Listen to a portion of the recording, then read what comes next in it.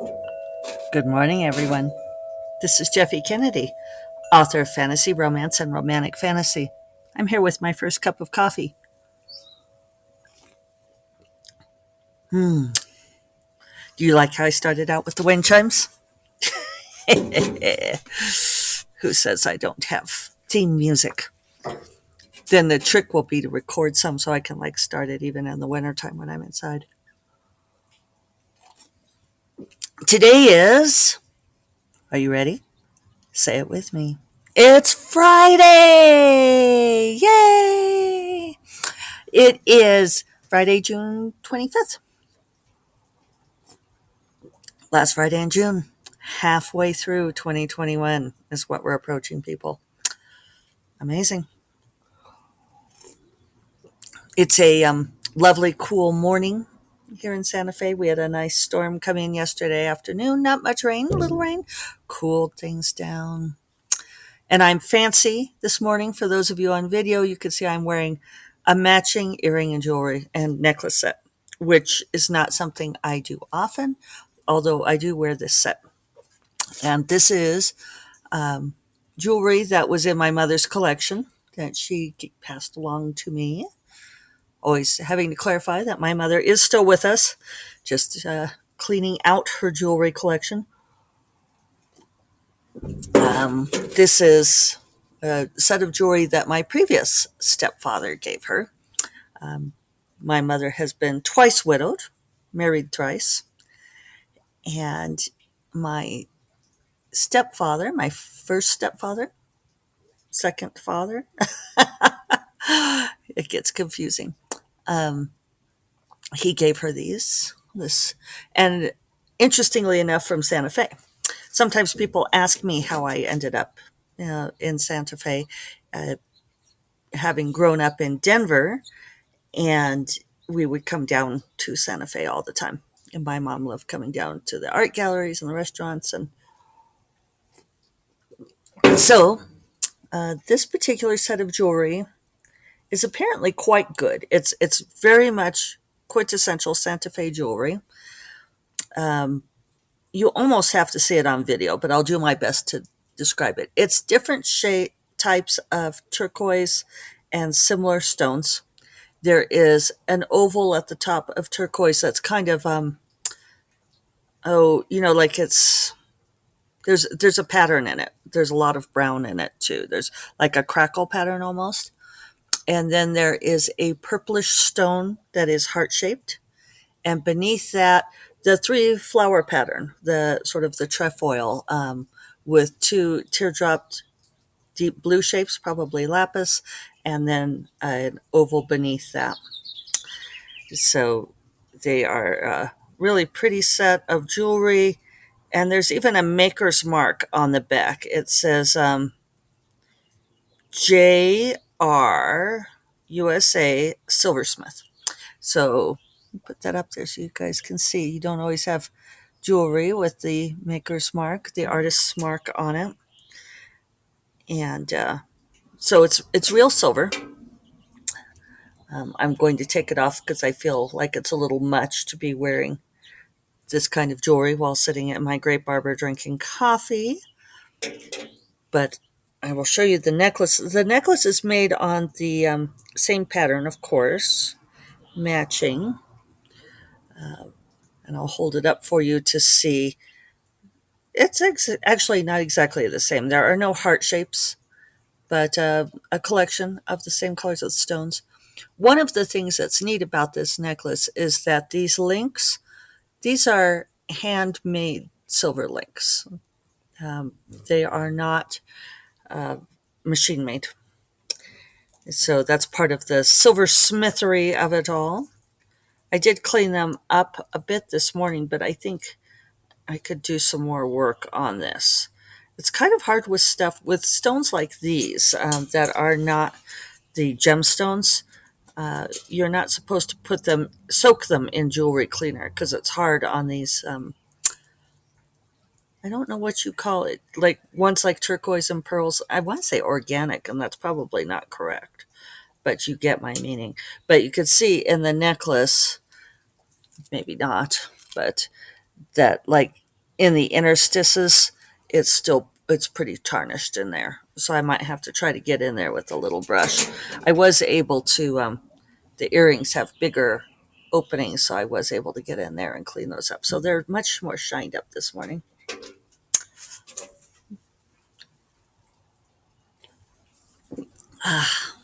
We are starting to get to the end of the earrings. Um,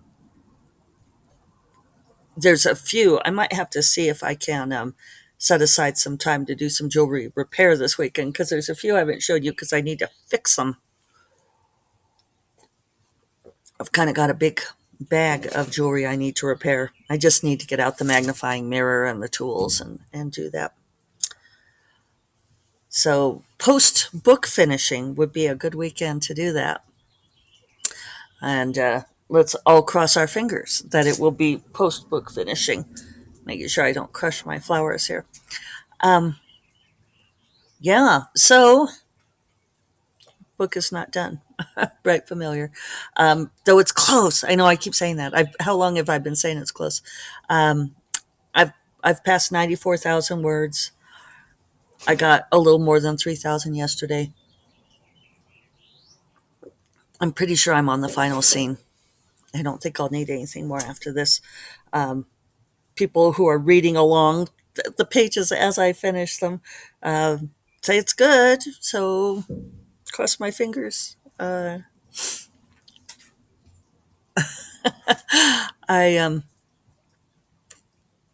I'm trying to decide what to if I should tell you something that Dorinda said about it, and I don't think I'm going to. I know I shouldn't tease. Oh, I was trying to figure out where the reflection was coming from. I was seeing like a little reflection moving in the grape arbor, and it's from the sunlight hitting this big silver barrette. Okay. So, yes, I'm punchy. I have book brain. Um, Actually, I'm not too bad. I did go to dinner last night with folks from the New Mexico Beta Readers Group, Emily Ma, Jim Sorensen, Reese Hogan, and attendant kids. Reese and Jim both brought their kids, which is fine. Um, the boys got handed a video game and went off to play together. So yeah, that was fun, and we talked books and gossiped a bit about our fellow writers, which is also fun. Yeah, and so I had trying to decide how to phrase this. I had strong opinions about both of their books, and I know I. No, contain your shock. I mean, please. I know that you all are stunned by the news that I have strong opinions about something, but I did. And it can be an odd thing when you read someone's book. And in both their cases, they're both very strong writers. I really enjoyed their writing, but I thought both books had had major enough flaws that I thought they needed to be reworked. Um, and it's totally up to the writer to decide whether or not they want to do an extensive revision. But I always feel bad when I offer feedback that is more than minor tweaking, especially in Emily's case. Um, Reese's case, I thought there were very specific things that he needed to do to.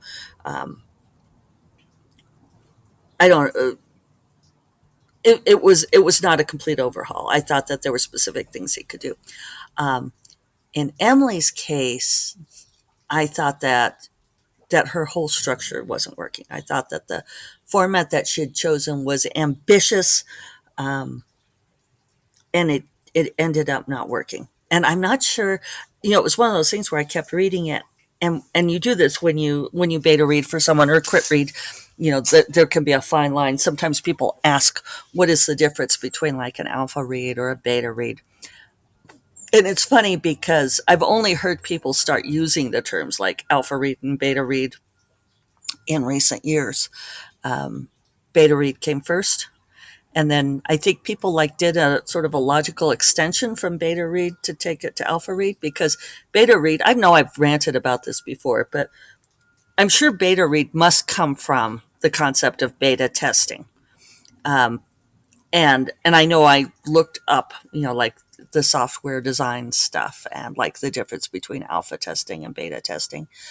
And basically alpha testing means what you're doing in house. That's your first step, among your development team. And beta testing is when you have someone who's not part of your crew test it out. So a beta read usually means when you give it to your readers. And so a lot of people have extrapolated alpha read to mean like what they're reading, like the first before beta. So I don't know what you do if it's like pre-alpha. But back in the day, I've heard you guys say that you think my old lady voice is funny. But back in the day, we didn't have alpha and beta reading. We just had critique workshopping. So um, I got what Emily was trying to do. I want this to be a successful project for her.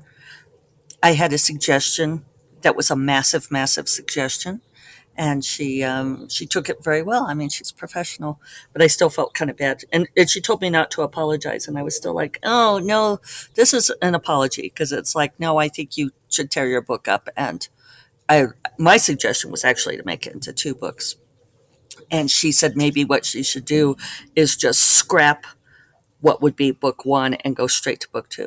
And I was like, that works. That would work too. Um, I'm reminded of the Neil Gaiman advice, which I'm not sure if he came up with it, but he's the one who gets quoted for it. Now I'm looking at the tarnish and the interstices of that necklace. I need to not do that. Um, where he says that when somebody tells you that something is not working for them in a manuscript, that they are almost always correct. And when they tell you how to fix it, they are almost always wrong. And I think that's a good rule of thumb, unless it's me, in which case, if I tell you how to fix it, it's definitely right. It's not true. But I think people don't. I think it's good advice because it's good to pay attention to what people say is not working for them, but it is up to the writer to how to fix it. That said, I do think sometimes people give you good suggestions. Um, in Emily's case, I think it was that not that she disagreed, that what that blah, blah, blah, my suggestion for fixing to make book one work. I think she just felt like she didn't care. She's like, do I really need to write book one? Because of I'm trying to explain what basically she was trying to create an entree into an established series, but she was basically rebooting. And so book one is a lot of recapitulating what happened in the first trilogy. And, when you have a lot of backstory like that, when you're explaining things that happened before, it's just really, really hard to work against the weight of that amount of story. And so I had been thinking of ways that she could do that. And she's like, do I really need to retell all of that? And it's like, well, actually, no, you don't. If you don't want to, you don't have to. And so I'm excited to see what she does with it, because it's an amazing world, fantastic premise, great characters, all of this stuff. So I think that I think it could be really fun. So what else? Today I have Sephora board meeting this morning, but it's the last time that it's in the morning. The old regime, the new regime kicks in next week with Sephora board meetings in the afternoons or on Saturdays. Thank goodness. You guys know how I've hated this 9 a.m. Friday morning board meeting. I'm hoping today's will be short. I might have to skip out because I have to finish this fucking book. I'm going to do an hour. It's only 7:45 right now, so I can go do an hour before the board meeting starts. And I wanted to talk about, I have a note. There was a Twitter hot take that I saw people sharing. And sometimes I feel like we shouldn't even pay attention to these things because I think people put these hot takes on Twitter entirely to get people riled up. That they just want the retweets and the commenting, and people had done that, and people see through this because they've done screenshots of this person's tweet and were sharing that as opposed to giving them the actual retweet because it's like we're not going to dignify this with a retweet.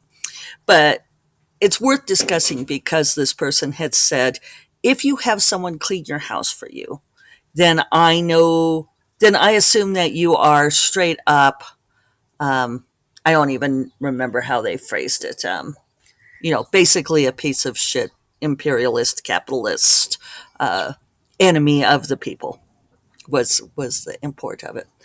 And it was very interesting because the people I saw pick it up and sharing it were saying, we're talking about if you are disabled or chronically ill, that having somebody clean for you is not a luxury; it's a necessity. But then other people were weighing in and saying, issues of disability aside, there's a lot else going on here.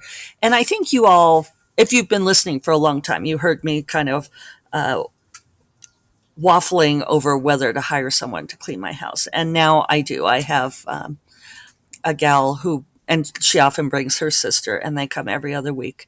And they are deep cleaning the house because it has not been deep cleaned in a long time. And I would clean my house every other week, but I just don't have the time or energy or inclination, I don't know, whatever, to deep clean. And so we could talk about division of labor and whether that's fair or not. But I can tell you that I am largely responsible for cleaning the house.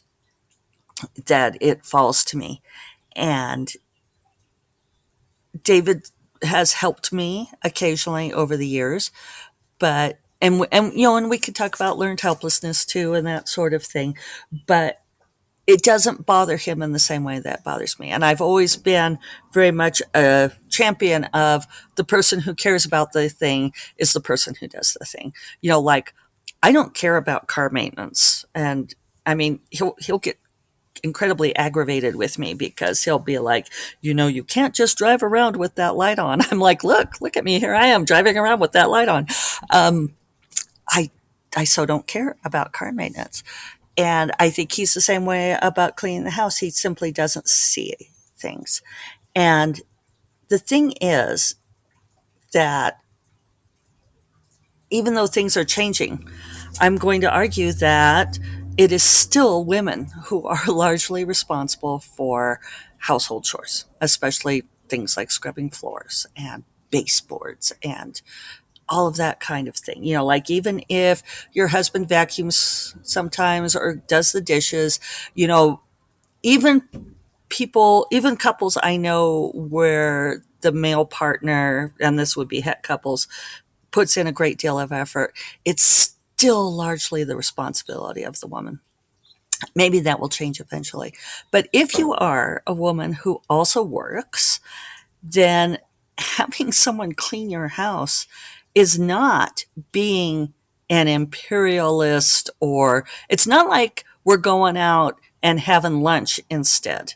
Um, it's just been huge for me to have someone come in and clean the house, and it's cleaner than it's ever been. I mean, they do such a better job than I do, and something else that someone brought up was, that taking that position too is, you know, most people who come and clean your house are going to be immigrants, people of color, people who don't otherwise have education. The gals who clean my house are both Hispanic. I think they're both from Mexico. And one speaks English very well, and the other one not really at all. And this is a good business for them. I mean, they work really super hard, and they are delightful, and they clearly have way high standards of cleaning than I do. And I don't feel guilty at all paying them to do this thing because they're getting paid nicely, and this is this is a job for them. This is their work. And somebody was pointing out in this discussion, like, is there some hesitation to having like people of color come into your home? Is that where some of this you know perspective comes from? It's like, yeah, paying people to do a job, there is no shame in being a person who pays someone else to do work for you. And I know that was something that when I became a full-time writer, when I became a self-published writer and concentrated on that a whole lot, is that it was really amazing to me to be this person who created a thing that then generated all these jobs for other people. Paying my editors and paying my formatter and paying my cover designers and all of this. I am the source of a thing that provides work for other people. And there is something that's immensely satisfying in that. And what that's not being an imperialist or a capitalist. That's being a source of life. So, on that note, off I go. I will remind you that First Cup of Coffee is part of the Frolic Media Podcast Network, and you will find more podcasts that you love at frolic.media/podcasts. I will talk to you all on Monday. Have a fantastic weekend, you all. Bye bye.